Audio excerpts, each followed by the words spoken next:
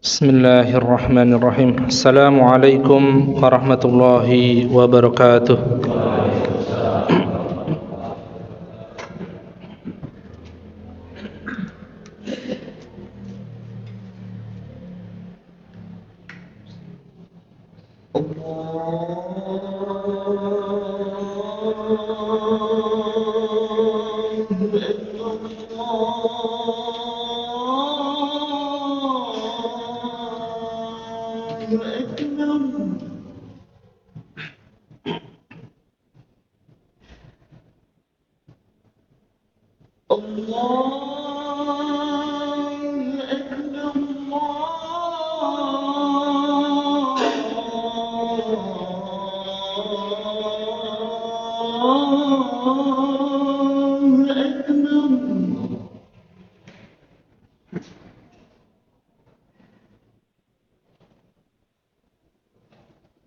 أشهد أن لا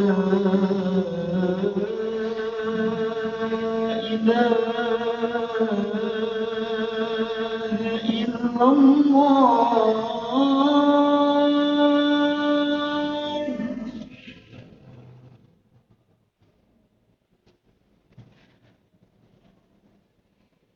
أشهد أن لا إله إلا الله.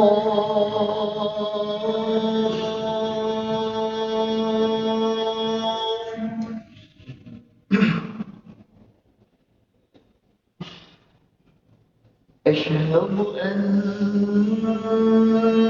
محمدا رسول الله.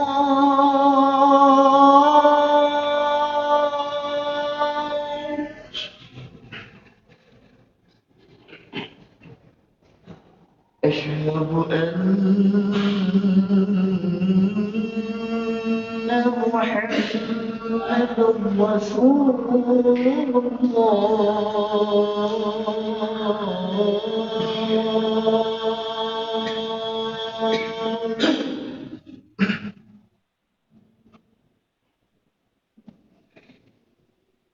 حي على الصلاة.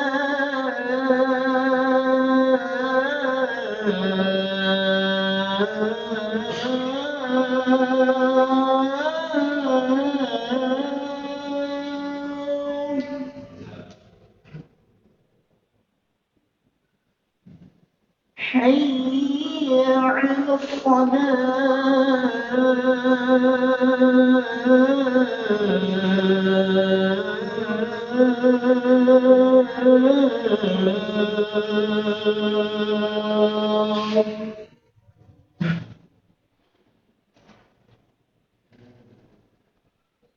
حي على الفلاح.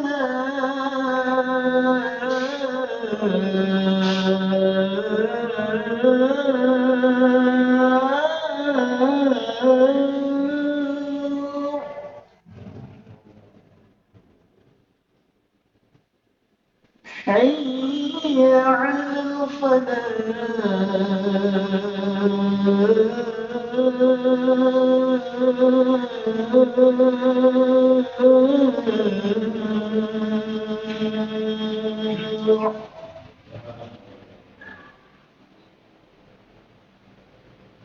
الله أكبر.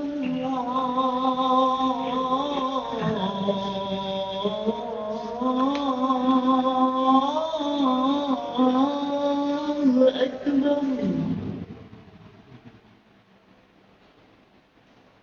لا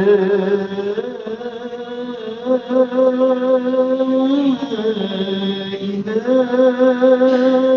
إلا الله.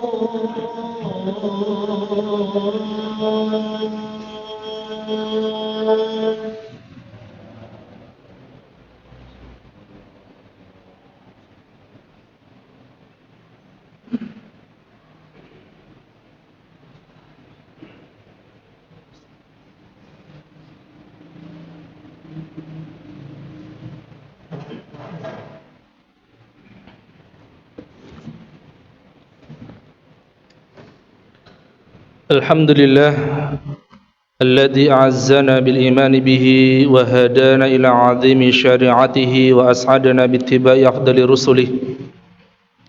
أشهد أن لا إله إلا الله وحده لا شريك له في ألوهيته وربوبيته وأسمائه وصفاته. صلاة والسلام على نبينا محمد صلى الله عليه وسلم وعلى آله وأصحابه ومن تبعهم بإحسان إلى يوم الدين. أما بعد، فيا عباد الله، أوصيكم وإياي بتقوى الله فقد فاز المتقون. وقال الله تعالى مذكرا بذلك: أعوذ بالله من الشيطان الرجيم. بسم الله الرحمن الرحيم.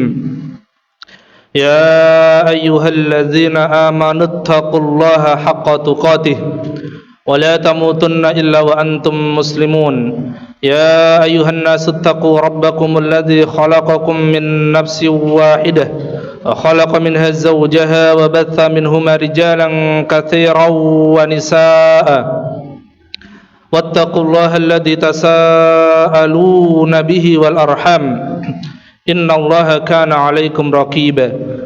يا أيها الذين آمنوا اتقوا الله وقولوا قولا سديدا يصلح لكم أعمالكم ويغفر لكم ذنوبكم ومن يطع الله ورسوله فقد فاز فوزا عظيما. Ma'asyiral muslimin sidang Jumat rahimani wa rahimakumullah. Alhamdulillah, lantunan kalimat syukur kita haturan kepada Allah Subhanahu wa taala atas berbagai kenikmatan yang Allah anugerahkan kepada kita. Alhamdulillah, kalimat syukur kita haturkan kepada Allah atas keimanan yang masih menancap kuat pada diri kita. Alhamdulillah, kalimat syukur kita haturkan kepada Allah atas kemampuan, atas keistiqomahan kita yang Allah arahkan untuk tetap tunduk patuh beribadah kepada Allah Subhanahu wa taala. Semoga keimanan, keistiqomahan yang hari ini masih bisa kita rasakan, masih kita bawa, senantiasa hadir dalam diri kita hingga kelak kita menghadap Allah Subhanahu wa taala. Salawat serta salam semoga senantiasa tercurah limpahkan kepada Nabi kita Rasulullah Muhammad sallallahu alaihi wasallam, kepada keluarga beliau, sahabat-sahabat beliau dan seluruh kaum muslimin yang senantiasa memperjuangkan mengikuti sunnah-sunnah Rasulullah Muhammad sallallahu alaihi wasallam. Ma'asyiral muslimin sidang Jumat rahimani wa rahimakumullah. Hari ini secara khusus saya ingin menyampaikan wawasan, kritik-kritik terkait dengan konsep pendidikan yang ada di negeri kita. Sebagai seorang yang berkecimpung di dunia pendidikan, saya merasa punya kewajiban untuk menyampaikan hal ini agar nanti menjadi gambaran untuk kita semua, menjadi pencerahan untuk kita semua, dan bagaimana nanti kita mencari solusinya bersama.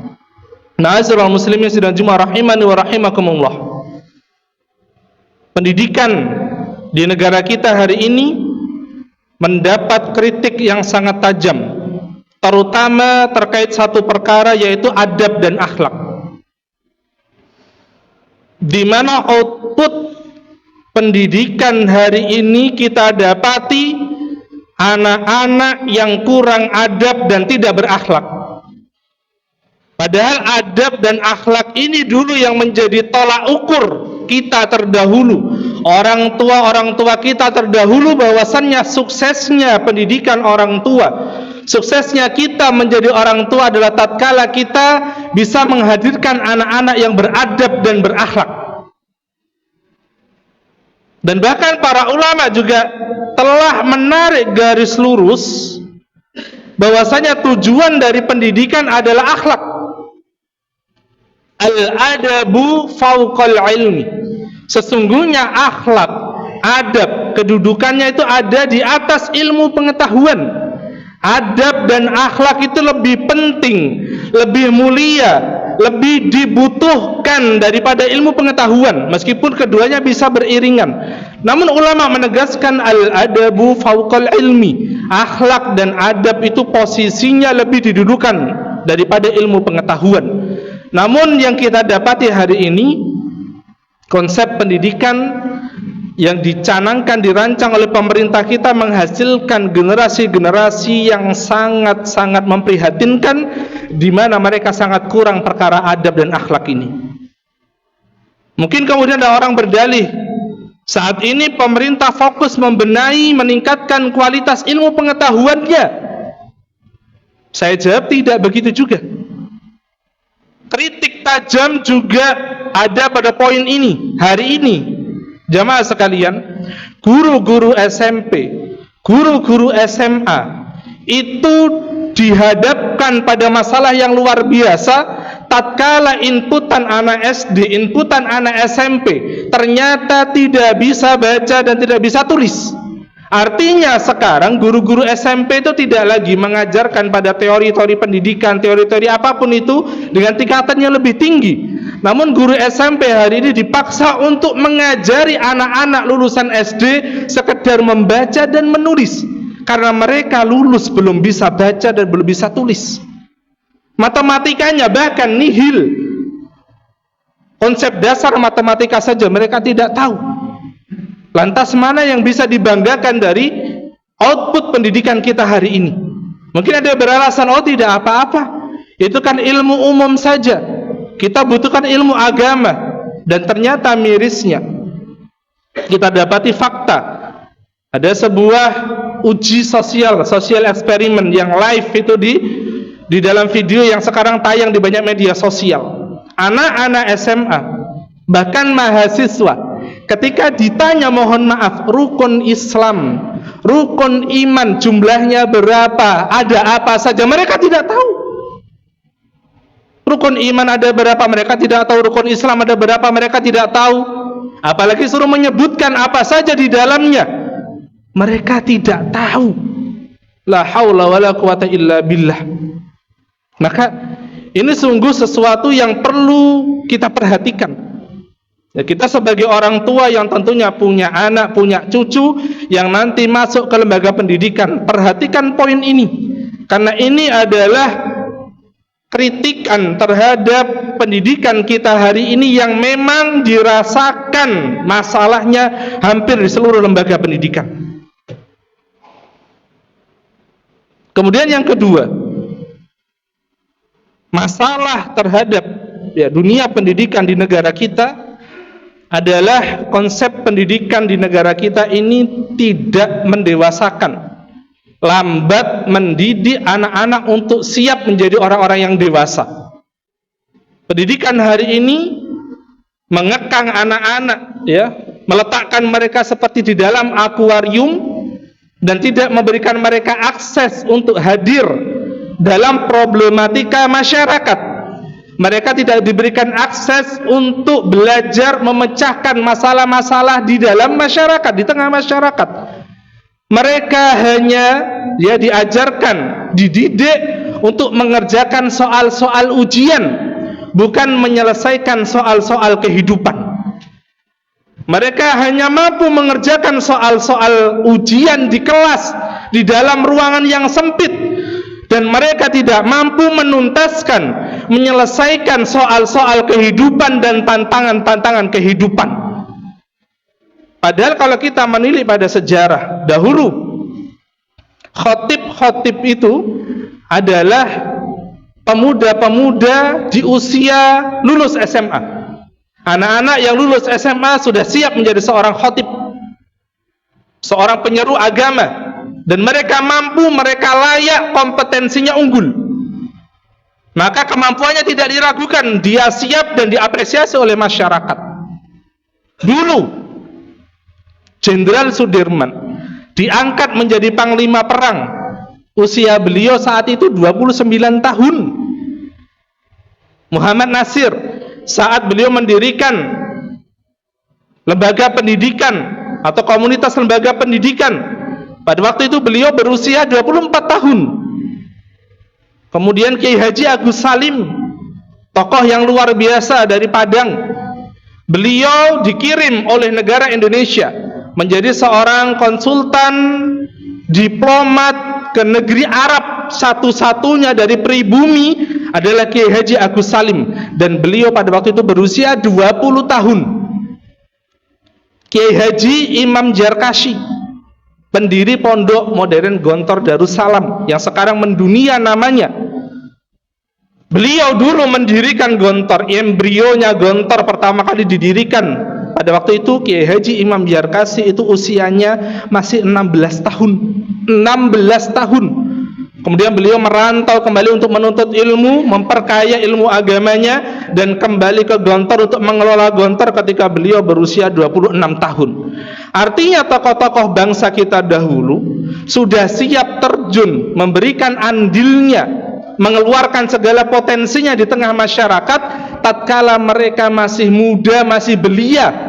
Namun hari ini produk pendidikan kita hari ini, anak-anak yang bahkan lulus dari perkuliahan, mereka belum mampu untuk eksis hidup di masyarakat. Dan bahkan banyak di antara mereka yang sudah menikah, sudah berkeluarga, namun untuk hidup masih dompleng kepada kedua orang tuanya. Mereka belum mampu menyelesaikan persoalan kehidupan. Mereka belum siap untuk diterjunkan ke tengah masyarakat. Dan itu fakta bahwasannya pendidikan kita hari ini masih belum berhasil. Jamaah salat Jumat rahimani wa rahimakumullah. Yang ketiga yang menjadi permasalahan pendidikan kita di negara kita hari ini adalah pendidikan yang tidak mengajarkan mereka untuk dewasa, untuk mengarungi problem-problem kehidupan, problem-problem kemasyarakatan. Mereka tidak diajarkan bagaimana berakhlak, bagaimana beradab, dan ternyata muaranya adalah satu hal. Dan nyata kurikulum pendidikan kita adalah kurikulum yang tidak melangit. Apa maksudnya? Kurikulum yang tidak melangit. Kurikulum yang menyampingkan perkara-perkara agama. Ini banyak terjadi di berbagai sekolah, khususnya bukan sekolah Islam.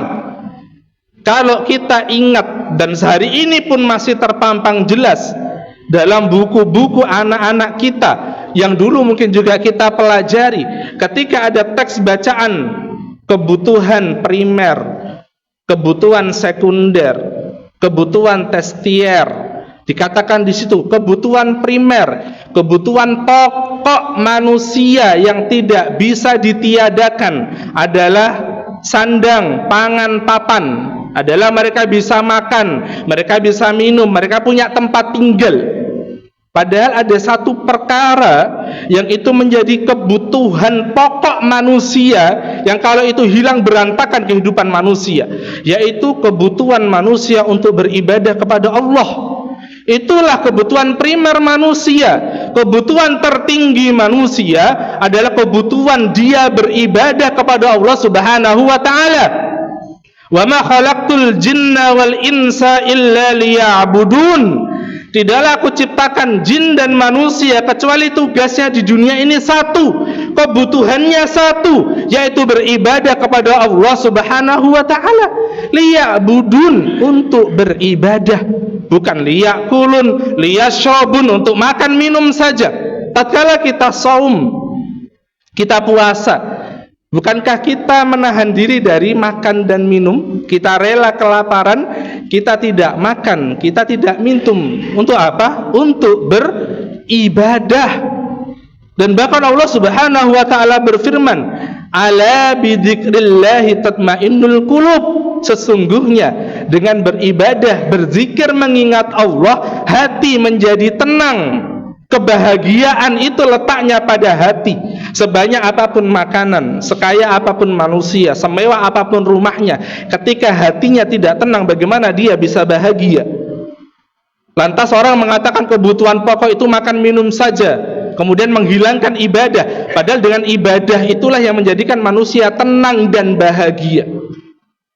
Ma'asyiral muslimin, sidang Jumat rahimani wa rahimakumullah. Allah Subhanahu wa taala berfirman, "Qu anfusakum wa ahlikum nara." Wahai kaum muslimin, wahai manusia, jagalah diri kalian, jagalah anak-anak kalian, jagalah istri kalian, jagalah keluarga kalian dari siksa api neraka. Maka di momentum yang penuh barokah ini saya ingin menyampaikan, tolong cek ya, tolong hadir dalam dunia pendidikan anak-anak kita, hadir dalam proses pendidikan keluarga kita. Jangan sampai nanti kita mati, anak-anak kita, istri kita menuntut kita karena kita tidak memberikan pendidikan yang baik, pendidikan yang tepat, pendidikan yang benar kepada keluarga kita, sehingga mereka ilmunya menyimpang, adab akhlaknya juga menyimpang, menjadi generasi yang gagal. Dan itu sebabnya karena kita tidak pernah hadir, melihat, mendampingi, memastikan pendidikan yang sedang ditempuh oleh keluarga kita adalah pendidikan yang benar. Semoga ini menjadi pencerahan untuk kita semua. Introspeksi diri kita, mari kita cari solusinya bersama. Sadar kita, datangi anak kita, datangi istri kita, pastikan mereka juga hadir dalam lingkup pendidikan yang benar sesuai dengan ajaran Islam. Barakallahu li wa lakum fil Qur'anil azim wa nafa'ani wa iyyakum bima fihi minal ayati wa dzikril hakim. Fataqabbalallahu minna wa minkum tilawatahu innahu was-sami'ul alim. Wa astaghfirullaha li wa lakum wa lisa'iril muslimin fastaghfiruhu innallaha huwal ghafurur rahim.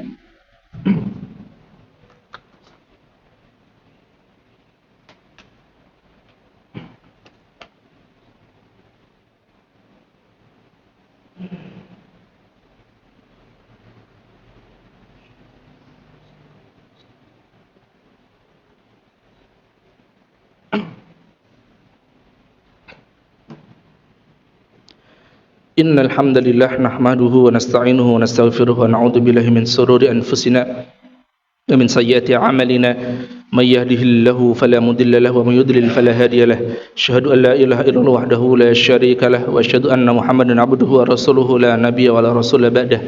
Fa ya ibadallah usikum wa iyaya bittaqwallah faqad fazal muttaqun. Qala Allah Ta'ala fi kitabihil karim, a'udzu billahi minasyaitonir rajim. Bismillahirrahmanirrahim. Ya ayyuhalladzina amanu taqullaha haqqa tuqatih wa la tamutunna illa wa antum muslimun. Ma'asyiral muslimin sidang Jumat rahimani wa rahimakumullah. Rasulullah sallallahu alaihi wasallam pernah bersabda dalam sebuah hadis khusus tentang pendidikan. Beliau sampaikan, manahala walidun waladahu afdalu min adabin hasanin. Manahala walidun waladahu afdalu min adabin hasanin.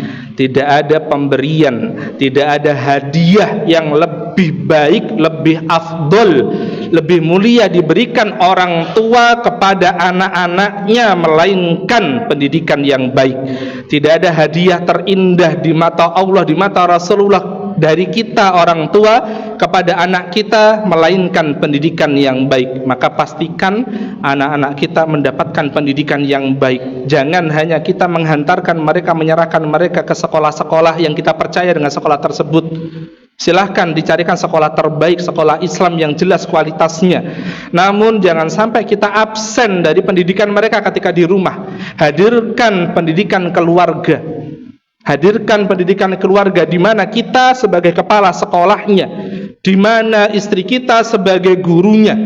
Para ulama mengatakan al-ummu madrasatul ula, ibu adalah pendidikan sekolah yang pertama bagi anak-anaknya. Maka jadilah di rumah kita sebagai kepala sekolah yang memastikan keberlangsungan pendidikan itu hadir di sekolah, di rumah-rumah kita, menyapa anak-anak kita, menyapa istri kita, dan jadikan istri kita itu sebagai sekolah pertama bagi anak-anak kita.